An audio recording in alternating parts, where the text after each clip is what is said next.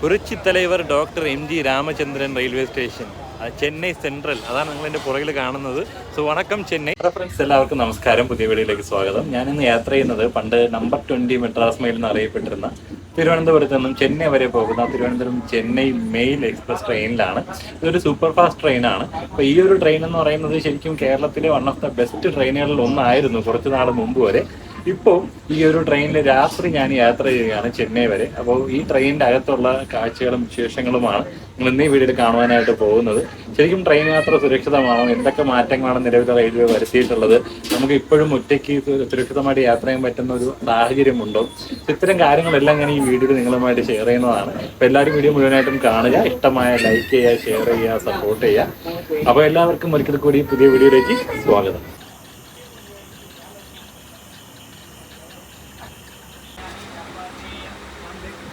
ഇപ്പോൾ ട്രെയിനിലെ കോച്ചുകളെല്ലാം അത്യാവശ്യം വൃത്തിയായിട്ട് മെയിൻറ്റെയിൻ ചെയ്തിട്ടുണ്ട്. എല്ലാ ദിവസവും വൈകുന്നേരം 3 മണിക്കാണ് തിരുവനന്തപുരം റെയിൽവേ സ്റ്റേഷനിൽ ഈ ഒരു ട്രെയിൻ സ്റ്റാർട്ട് ചെയ്യുന്നത്. തൊട്ടടുത്ത ദിവസം രാവിലെ 7:45 ചെന്നൈ സെൻട്രൽ റെയിൽവേ സ്റ്റേഷനിലേക്ക് എത്തിച്ചേരും. ഒരു ട്രെയിനിൽ മിക്കവാറും സമയങ്ങളിൽ പോലീസ് ഉദ്യോഗസ്ഥരുണ്ടാകും കേട്ടോ. ഇടയ്ക്കിടയ്ക്ക് വന്ന ഒരു കോച്ചുകളും മറ്റും പരിശോധിക്കാറുണ്ട്. ഇപ്പോൾ ഈ കാണുന്ന വാഷ് ബേസിനെല്ലാം നല്ല വൃത്തിയായിട്ട് കിടക്കുകയാണ്. ഇത് കുറച്ച് കഴിയുമ്പോൾ ഇവിടെ ചെറിയ മാറ്റങ്ങൾ സംഭവിക്കും. അതെന്താണെന്ന് ഞാൻ കാണിച്ചു തരാം. പിന്നെ കുറേ ആളുകൾ ഇതേപോലെ രാത്രി ആയാലും ഈ ട്രെയിനിന് അങ്ങോട്ടും ഇങ്ങോട്ടും വെറുതെ കറങ്ങി നടക്കുന്നത് കാണാം. ഇവരെന്തിനാണ് ഇങ്ങനെ നടക്കുന്നതെന്ന് ആർക്കും ഒന്നും അറിയാൻ സാധിക്കുന്നില്ല. പിന്നെ ഈ ഒരു അവിടെ ഒരു കവർ വെച്ചിട്ടുണ്ട് നമ്മൾ വേസ്റ്റ് ഇടാനായിട്ട്. പക്ഷേ ആളുകൾ വേസ്റ്റ് ആ കവറിനകത്ത് തന്നെയാണോ ഇടുന്നതെന്നുള്ളത് നമുക്ക് വഴിയെ കാണാം. ഇതാണ് ഞാൻ യാത്ര ചെയ്യുന്ന കോച്ചിൻ്റെ ടോയ്ലറ്റ് എന്ന് പറയുന്നത്. ഇത് കണ്ടാൽ തന്നെ ഇതിൻ്റെ പഴക്കം എത്രത്തോളം ഉണ്ടാകുമെന്ന് എനിക്ക് ഊഹിക്കാവുന്നതേ ഉള്ളൂ. വളരെ വൃത്തിഹീനമായിട്ടുള്ള സാഹചര്യമാണ്, വളരെ മോശം സ്മെല്ലാണ്. ശരിക്കും ഇത് ഈ ഒരു ട്രെയിനിൻ്റെ കോച്ചല്ല, ഇത് മറ്റേതോ ഒരു ട്രെയിനിൻ്റെ പഴകിയ ഒരു കോച്ച്, പഴയ ടോയ്ലറ്റുള്ള ഒരു കോച്ച് ഇതിനകത്ത് കൊടുത്തിരിക്കുന്നതാണ്. ഇതുപോലെ ഇപ്പോഴും ട്രഡീഷണൽ ആയിട്ടുള്ള രീതിയിലാണ് ആളുകൾ സാധനങ്ങൾ ഈ ഒരു ട്രെയിനകത്ത് വയ്ക്കാനായിട്ട് കൊണ്ടുപോകുന്നത്. അപ്പോൾ ഞാനിന്ന് യാത്ര ചെയ്യുന്നത് സ്ലീപ്പർ കോച്ചിലാണ്. നിങ്ങൾക്ക് എൻ്റെ പുറകിൽ കാണാം S5 എന്ന് പറയുന്ന കോച്ചിലാണ്. അപ്പോൾ സ്ലീപ്പർ ക്ലാസ്സുകളുടെ അവസ്ഥ എന്ന് പറയുന്നത് ഇപ്പോൾ ഓരോ ദിവസം കഴിയുന്നതോറും വളരെ മോശമായിക്കൊണ്ടിരിക്കുകയാണ്. ഇതൊരു പക്ഷേ നമ്മളിനി AC-യിൽ യാത്ര ചെയ്യാൻ വേണ്ടിയിട്ട് റെയിൽവേ മനഃപൂർവ്വം ഇത് നമ്മളിങ്ങനെ ഫോഴ്സ്ഫുള്ളി ചെയ്യിക്കുന്നതാണോ എന്ന് നമുക്കറിയില്ല. കാരണം ടോയ്ലറ്റെല്ലാം വളരെ വൃത്തിഹീനമായിട്ടുള്ള സാഹചര്യത്തിലാണുള്ളത്. അതുപോലെ തന്നെ ട്രെയിനിനകത്തുള്ള ഭക്ഷണം ഇപ്പോഴും നമുക്ക് സേഫായിട്ട് ഉപയോഗിക്കാൻ പറ്റുന്ന ഒന്നല്ല, വിശ്വസിച്ച് വാങ്ങിച്ച് കഴിക്കാനായിട്ട് പറ്റാത്തൊരു സാഹചര്യമാണ്. എന്തൊക്കെ പറഞ്ഞു കഴിഞ്ഞാലും റെയിൽവേയുടെ വികസനം എന്ന് പറയുന്നത് വന്ദേ ഭാരത് ട്രെയിനുകളിൽ മാത്രം ഒതുങ്ങി പോകുന്ന സാഹചര്യമാണ്, പ്രത്യേകിച്ച് നമ്മുടെ കേരളത്തിൽ ഓടുന്ന ട്രെയിനുകൾ.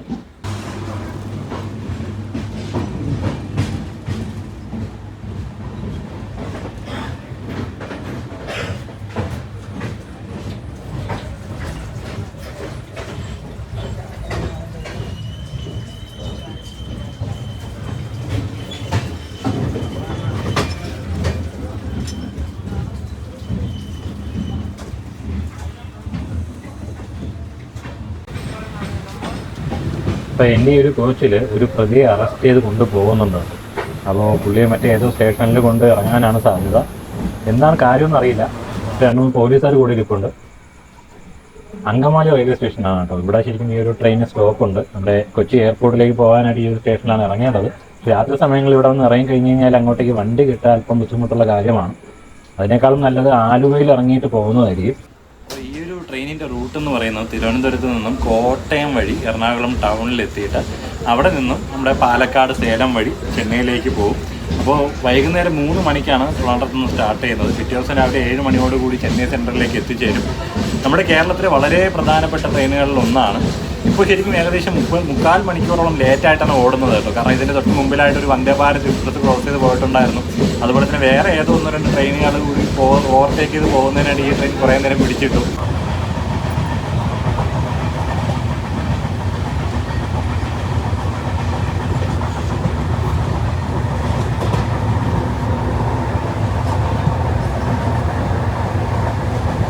ശരിക്കും ഈ ഒരു അവസ്ഥയെ കാരണം നമ്മുടെ യാത്രക്കാർ തന്നെയാണ്. ഭക്ഷണം കഴിച്ചതിന് ശേഷം എച്ചിൽ കൊണ്ടുവന്നിടുകയും അത് ബ്ലോക്കായിട്ട് പിന്നീട് വെള്ളം കെട്ടി നിൽക്കുകയും കുറച്ച് കഴിയുമ്പോഴത്തേക്കും ഈ വെള്ളം നിറഞ്ഞു വന്ന് പിന്നീട് ഇത് ഉപയോഗിക്കാൻ പറ്റാത്ത അവസ്ഥയിലേക്ക് പോവുകയും ചെയ്യും. ഈ ടാഗിനകത്ത് ഈ ഒരു കോച്ചിനെ കുറിച്ചുള്ള ഡീറ്റെയിൽസ് മെൻഷൻ ചെയ്തിട്ടുണ്ട്. 21/8/2019 നിർമ്മിച്ച കോച്ചാണ് ഈ കാണുന്നത്. ശരിക്കും LHB കോച്ചുകൾ ഈ ഒരു ട്രെയിൻ അനുവദിച്ചത് 2017 കാലഘട്ടത്തിലാണ്. ശരിക്കും 2000-2001 കാലഘട്ടത്തിലാണ് LHB കോച്ചുകൾ ഇന്ത്യൻ റെയിൽവേയിൽ ഇൻട്രൊഡ്യൂസ് ചെയ്ത് തുടങ്ങിയത്. അപ്പോൾ ഈ സീറ്റുകളൊക്കെ നിങ്ങൾ കണ്ടു നോക്കുക, കീറി പറഞ്ഞ് വളരെ മോശം അവസ്ഥയിലാണ്, അത്രത്തോളം പഴക്കമുണ്ട്. കാരണം തുടക്കത്തിൽ ഈ നോർത്ത് ഇന്ത്യയിലെ പല ട്രെയിനുകളിലുമാണ് LHB കോച്ചുകൾ ഇൻട്രൊഡ്യൂസ് ചെയ്തത്. അപ്പോൾ ഈ ഒരു സമയം ഇപ്പോൾ 2024 ആകുമ്പോഴത്തേക്കും ഇത്രയും വർഷമായിട്ടുണ്ട്. അപ്പോൾ അവിടെ ഉപയോഗിച്ച് ഏറ്റവും മോശം അവസ്ഥയിലായിട്ടുള്ള കോച്ചുകൾ ഇപ്പോൾ സൗത്ത് ഇന്ത്യയിലെ ട്രെയിനുകളിലേക്ക് കണക്ട് ചെയ്യുന്ന ഒരു രീതിയാണ് കണ്ടുവരുന്നത്. ഈ സീറ്റുകളുടെയൊക്കെ അവസ്ഥ നോക്കൂ, എന്തുമാത്രം പഴക്കമുണ്ട് ഇതിനകത്ത്, ഇത്രയും മോശം കണ്ടീഷനിൽ. ശരിക്കും ഇതാ കണ്ടില്ലേ, ഇതെല്ലാം ഇളകി പറഞ്ഞിരിക്കുവാണ്. ഈ ഒരു കോച്ച് ഈ ഒരു ട്രെയിനിൻ്റേതല്ല, കാരണം തൊട്ടടുത്ത കോച്ച് ഇതിനേക്കാളും വളരെ നല്ല രീതിയിൽ മെയിൻറ്റെയിൻ ചെയ്തിരിക്കും നമുക്ക് കാണാനായിട്ട് പറ്റും.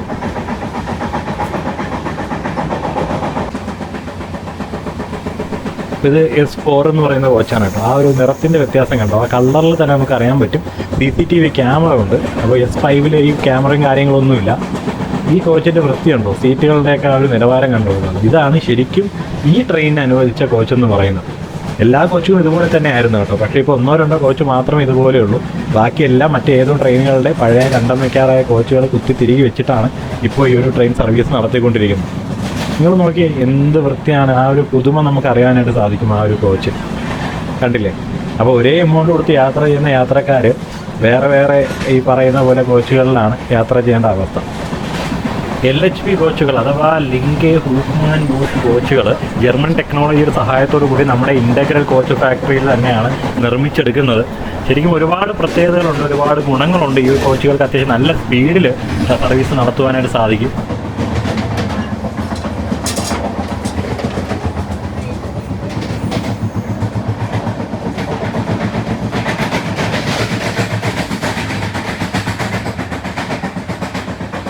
ഈ കാണുന്നത് S3 കോച്ചാണ്. ഇത് വളരെ പഴയ ഒരു LHB കോച്ചാണ്.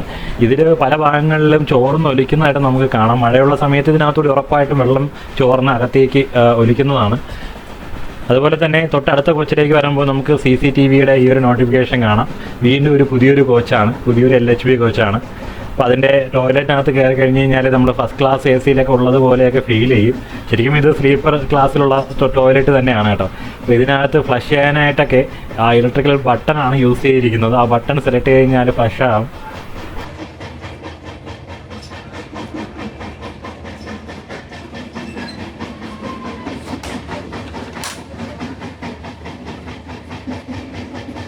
ട്രെയിൻ ഇപ്പോൾ തൃശ്ശൂർ റെയിൽവേ സ്റ്റേഷനിൽ എത്തിച്ചേർന്നിരിക്കുകയാണ്. അപ്പോൾ നമ്മുടെ ആ ഒരു പ്രതിയെ കൊണ്ടുപോകുന്ന കാഴ്ചയാണ് നിങ്ങൾ കാണുന്നത്. റെയിൽവേ പോലീസ് എന്ത് ഫ്രണ്ട്ലി ആണല്ലേ. അപ്പം അയാളുടെ കയ്യിലുള്ള വിലങ്ങൊക്കെ ഓൾറെഡി ഒരു മാറ്റിയിട്ടുണ്ട്. ഒരു കയ്യിൽ മാത്രമാണ് ഇപ്പോൾ കിടക്കുന്നത്. വളരെ സിമ്പിളായിട്ടാണ് കൊണ്ടുപോകുന്നത്.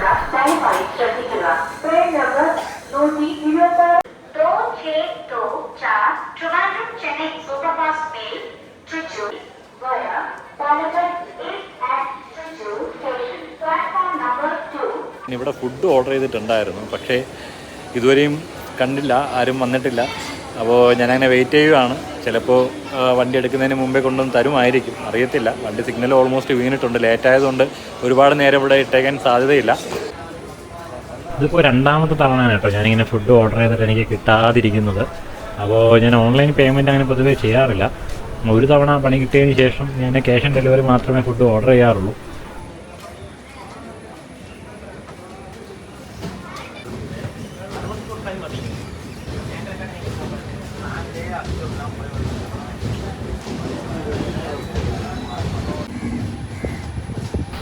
അപ്പോൾ രാത്രി ഫുഡ് കിട്ടാത്തത് കൊണ്ട് പുറത്തുനിന്ന് ചെറിയ രീതിയിൽ സ്നാക്സ് വാങ്ങി കഴിച്ചിട്ടാണ് കിടന്നത്. ഉടനെ തന്നെ ഉറങ്ങി, നല്ല ക്ഷീണം ഉണ്ടായിരുന്നു. അപ്പോൾ രാവിലെ എഴുന്നേറ്റപ്പോൾ ഓൾമോസ്റ്റ് ചെന്നൈ എത്തിച്ചേരാറായിട്ടുണ്ടായിരുന്നു. ഒരു മഴയൊക്കെ പെയ്ത് കാലാവസ്ഥ നല്ല തണുത്ത് കിടക്കുവാണ്. നമുക്കിങ്ങോട്ട് ചെന്നൈയിലോട്ട് പോകുന്ന സമയത്ത് ഒരുപാട് ട്രാക്കുകൾ കാണാൻ പറ്റും കേട്ടോ. അത്യാവശ്യം നല്ല സ്പീഡിൽ ഓടിക്കാൻ പറ്റുന്ന ട്രാക്കുകളാണ്. അപ്പോൾ അതുപോലെ തന്നെ പാരലായിട്ട് റൂറൽ ട്രെയിനുകളും സർവീസ് നടത്തുന്നുണ്ട്. അപ്പോൾ ശരിക്കും ഞാൻ ഓൾറെഡി റെയിൽ മതത്തിൽ കംപ്ലയിൻറ്റ് രജിസ്റ്റർ ചെയ്തിട്ടുണ്ട്. അപ്പോൾ അതിനൊരു മറുപടി ഒരാഴ്ചയ്ക്കുള്ളിൽ കിട്ടുമെന്നാണ് അറിയാൻ കഴിഞ്ഞത്. അപ്പോൾ അത് വന്നതിന് ശേഷം ഞാൻ നിങ്ങൾക്ക് അതിൻ്റെ സ്റ്റാറ്റസ് എന്താണെന്നുള്ളത് അപ്ഡേറ്റ് ചെയ്യാം. അപ്പോൾ എനിക്ക് പറയാനുള്ളത്, നിങ്ങൾ ഓൺലൈനിൽ ഫുഡ് ഓർഡർ ചെയ്യുന്ന സമയത്ത് പരമാവധി ക്യാഷ് ഓൺ ഡെലിവറി സെലക്ട് ചെയ്യുക. ഇപ്പോൾ ഓൺലൈനായിട്ട് പേയ്മെൻറ്റ് ചെയ്തിട്ടും ഫുഡ് കിട്ടാതിരിക്കുമ്പോൾ നമുക്ക് പിന്നെ ആ ഒരു ക്യാഷ് തിരിച്ചു കിട്ടാനൊക്കെ ഭയങ്കര പ്രൊസീജിയറും കാര്യങ്ങളുമാണ്. അങ്ങനെ നമ്മൾ MGR ചെന്നൈ സെൻട്രൽ റെയിൽവേ സ്റ്റേഷനിലേക്ക് ട്രെയിൻ കയറിക്കൊണ്ടിരിക്കുകയാണ്. എനിക്ക് തോന്നുന്നു ഏറ്റവും നീളം കൂടിയ റെയിൽവേ സ്റ്റേഷൻ്റെ പേര് വരുന്നത് ഈ ഒരു ചെന്നൈ റെയിൽവേ സ്റ്റേഷൻ ആയിരിക്കും. 5ാമത്തെ പ്ലാറ്റ്ഫോമാണ് കേട്ടോ. അപ്പോൾ അത്യാവശ്യം നല്ല രീതിയിൽ നല്ല വൃത്തിയായിട്ടൊക്കെ പ്ലാറ്റ്ഫോം മെയിൻറ്റെയിൻ ചെയ്തിട്ടുണ്ട്. നല്ല ക്ലീനായിട്ട് അവർ കൊണ്ടുപോകുന്നുണ്ട്. എൻ്റെ ഒരു അനുഭവത്തിൽ ഈ ഒരു ട്രെയിൻ പൊതുവേ സേഫാണ് കേട്ടോ. കാരണം പോലീസുകാർ ഇടയ്ക്കിടയ്ക്ക് ഒന്ന് ചെക്ക് ചെയ്യാറൊക്കെ ഉണ്ട്. പക്ഷേ നിലവിൽ ഇന്ത്യൻ റെയിൽവേ മൊത്തത്തിൽ, പ്രത്യേകിച്ച് നമ്മുടെ സൗത്ത് ഇന്ത്യയിലോട്ടൊക്കെ റെയിൽവേയുടെ ഡെവലപ്മെൻറ്റിനും മറ്റ് കാര്യങ്ങളിലൊക്കെ സർവീസിലൊക്കെ കുറച്ച് പിന്നോക്കം നിൽക്കുന്നതായിട്ട് തോന്നിയിട്ടുണ്ട്. ഒരുപക്ഷെ നമ്മുടെ ഈ പറയുന്ന പോലെ പൊളിറ്റിക്കലായിട്ടുള്ള റീസൺസ് ആയിരിക്കാം. പിന്നെ ചെന്നൈയിൽ വന്ന് ഇറങ്ങിക്കഴിഞ്ഞ് കഴിഞ്ഞാൽ ഇതുപോലെ വാട്ടർ ഫിൽട്ടർ ചെയ്ത് കിട്ടുന്ന കിയോസ്കുകളുണ്ട് കേട്ടോ. വളരെ ചെറിയ നിരക്കിൽ നമുക്ക് വെള്ളം കിട്ടും. അതായത് 2 രൂപ മുതൽ നമുക്ക് ഫിൽട്ടർ വെള്ളം വാങ്ങിക്കാനായിട്ട് പറ്റും. നമ്മുടെ നാട്ടിലൊക്കെ മുമ്പ് ഉണ്ടായിരുന്നതാണ്. പലതരത്തിലുള്ള കോൺട്രാക്ട് ഇഷ്യൂസും കാര്യങ്ങളൊക്കെ ആയിട്ട് അത് നിർത്തലാക്കേണ്ടി വന്നു. അപ്പോൾ മിക്കവാറും AC കോച്ചുകളായിരിക്കും ട്രെയിനിൻ്റെ ഏറ്റവും മുൻഭാഗത്ത് വരുന്നത്. കാരണം ഇതൊരു ടെർമിനൽ സ്റ്റേഷനാണ്. ഇവിടെ നിന്ന് മുമ്പിലോട്ട് ഇനി സർവീസ് ചെയ്യാൻ പറ്റില്ല. അപ്പം ട്രെയിനുകൾ ഇനി ഇവിടെ നിന്നും തിരികെ ലോക്കോ മാറ്റി വെച്ചിട്ട് വേണം യാത്ര തുടങ്ങാനായിട്ട്. ഇന്ത്യയിലെ ഏറ്റവും തിരക്കുള്ള റെയിൽവേ സ്റ്റേഷനുകളിൽ ഒന്നാണ് ഈ ചെന്നൈ സെൻട്രൽ റെയിൽവേ സ്റ്റേഷൻ എന്ന് പറയുന്നത്. നമുക്കിവിടെ വന്ന് ഇറങ്ങിക്കഴിഞ്ഞ് കഴിഞ്ഞാൽ ടിക്കറ്റ് ചെക്ക് ചെയ്യാനായിട്ട് കുറേ പയ്യന്മാർ വെള്ളയും വിട്ട് നിൽക്കുന്നത് കാണാം. ഇവർ സ്ക്വാഡിൻ്റെ ഭാഗമാണ്. കോൺട്രാക്ട് ഇത് ബേസിൽ വർക്ക് ചെയ്യുന്നവരാണെന്ന് തോന്നുന്നു. മിക്കവാറും ഇത്തരം സ്റ്റേഷനുകളിൽ ഇടയ്ക്കിടയ്ക്ക് ചെക്കിംഗ് ഉണ്ടാവും. അവർ സംശയം തോന്നുന്നവർ മാത്രമേ പിടിച്ച് നിർത്തുന്നുള്ളൂ കേട്ടോ. എൻ്റെ അടുത്ത് ടിക്കറ്റൊന്നും ചോദിച്ചിട്ടുണ്ടായിരുന്നില്ല. പിന്നെ ഈ കാണുന്ന ഒരു പട്ടി ശരിക്കും റെയിൽവേ സ്റ്റേഷനകത്ത് ഇതൊന്നും ഒരു കാരണവശാലും അലോ ചെയ്യാൻ പാടില്ലാത്ത കാര്യമാണ്. അപ്പോൾ അത് യാത്രക്കാർക്കൊക്കെ ഒരുപാട് ബുദ്ധിമുട്ടുണ്ടാക്കുന്നുണ്ട്. പല ആളുകളും അതിനെ ആട്ടി ഓടിക്കാനായിട്ട് ശ്രമിക്കുന്നുണ്ട്.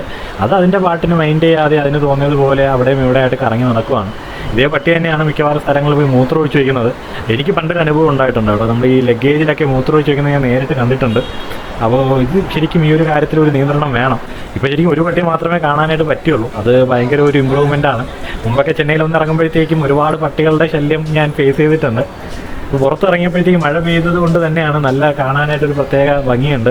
നല്ല ക്ലീനായിട്ട് സ്റ്റേഷൻ്റെ മുൻഭാഗം അവർ മെയിൻറ്റെയിൻ ചെയ്ത് വെച്ചിട്ടുണ്ട്.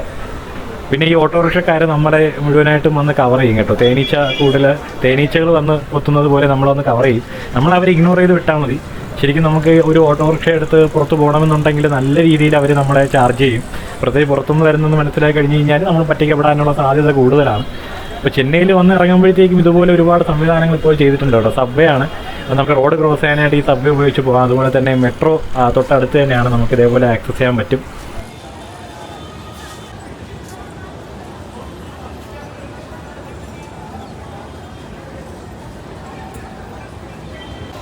പുരட்சி தலைவர் doctor MG Ramachandran railway station, Chennai central, അതാണ് നിങ്ങളെൻ്റെ പുറകിൽ കാണുന്നത്. സോ വണക്കം ചെന്നൈ. ചെന്നൈയിലെ കാഴ്ചകളും വിശേഷങ്ങളും നിങ്ങൾക്ക് എൻ്റെ വരുന്ന വീഡിയോകളിൽ കാണാനായിട്ട് സാധിക്കും. അപ്പോൾ ഈ ഒരു വീഡിയോ എല്ലാവർക്കും ഇഷ്ടമായെന്ന് കരുതുന്നു. തീർച്ചയായിട്ടും ലൈക്ക് ചെയ്യുക, ഷെയർ ചെയ്യുക, സപ്പോർട്ട് ചെയ്യുക. അതുപോലെ തന്നെ ചാനൽ സബ്സ്ക്രൈബ് ചെയ്യാത്തവർ എത്രയും പെട്ടെന്ന് സബ്സ്ക്രൈബ് ചെയ്യുക. സോ പുതിയൊരു വീഡിയോയുമായി വീണ്ടും സന്ധിക്കും വരെ ഉങ്കളിടമിരുന്ന് വിടൈപ്പെറുவது ഉങ്കൾ ഞാൻ.